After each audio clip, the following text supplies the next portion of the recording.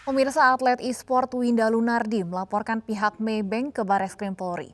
Winda dan ibunya kehilangan uang senilai 20 miliar rupiah yang ditabung sejak 2015.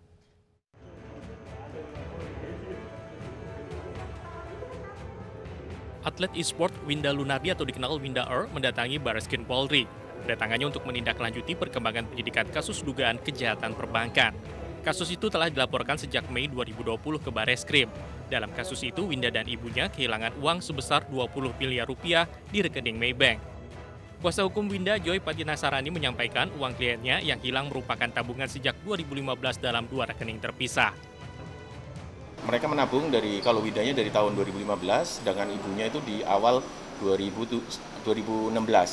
Kemudian di bulan Februari kemarin, ibunya itu hendak mengecek mau narik, ternyata ditolak dan kemudian diketahui nilai rekeningnya itu untuk ibunya jumlahnya kurang dari 17 juta dari 5M, sedangkan Winda yang harusnya 15 miliar 879 juta per Oktober kemarin kita lihat juga itu sisa 400.000.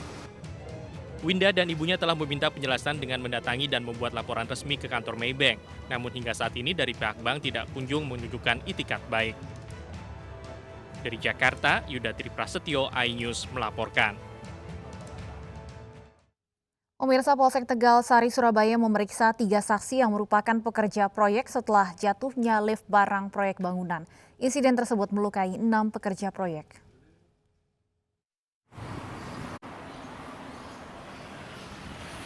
Penyidik Polsek Tegal Sari Surabaya menyelidiki penyebab pasti jatuhnya lift proyek bangunan showroom di Jalan Kartini, Surabaya.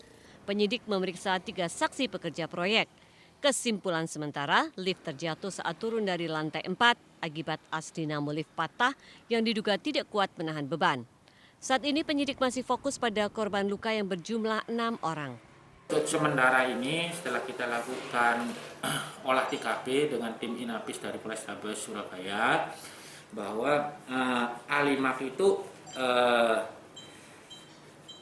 as penggulung bajanya itu, tali selingnya itu patah, sehingga dia tidak bisa menahan beban, langsung meluncur ke bawah, yang mengakibatkan terjadinya luka berat pada 6 orang pekerja. Sebelumnya, 6 pekerja proyek terluka karena lift jatuh dari proyek bangunan showroom di Jalan Kartini nomor 35 Surabaya. Ke-6 korban dirawat intensif di 2 rumah sakit, RSUD Dr. Sutomo Surabaya serta Rumah Sakit Haji. Kebanyakan korban menderita patah tulang di bagian kaki dan tangan. Pihak Polsek Tegal Sari juga akan meminta keterangan dari mandor dan kontraktor bangunan. Dari Surabaya, Jawa Timur, Hari Tambayong, iNews melaporkan. Terbongkarnya klinik aborsi milik bidan NN mengagetkan warga desa Ciputri, Kaduhejo, Pandeglang, Banten. Mereka kini mengaku resah karena tidak sedikit warga yang berobat dan memeriksakan kandungan di klinik tersebut.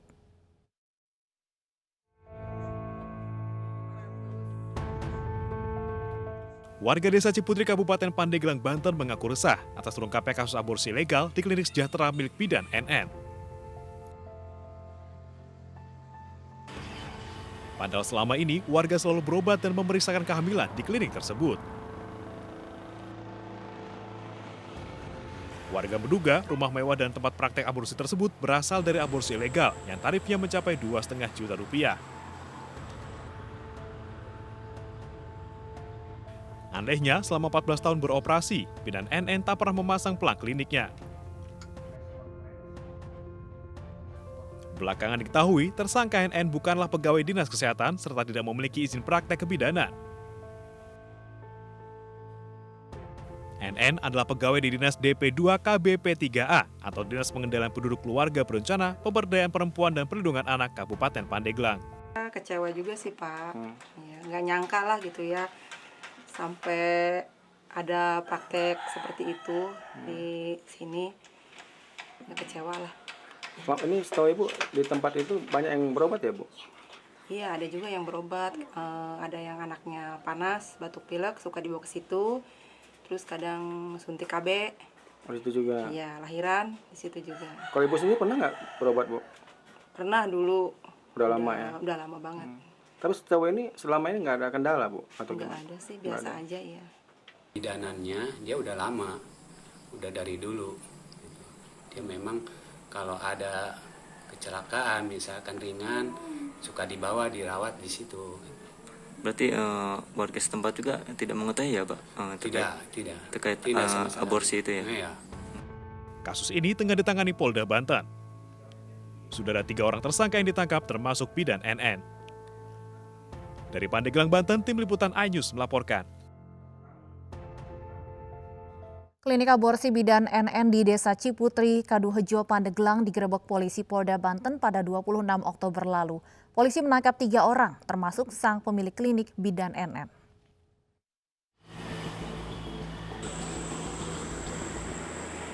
Bidan NN ditangkap aparat Polda Banten karena menawarkan aborsi ilegal dengan tarif Rp2.500.000.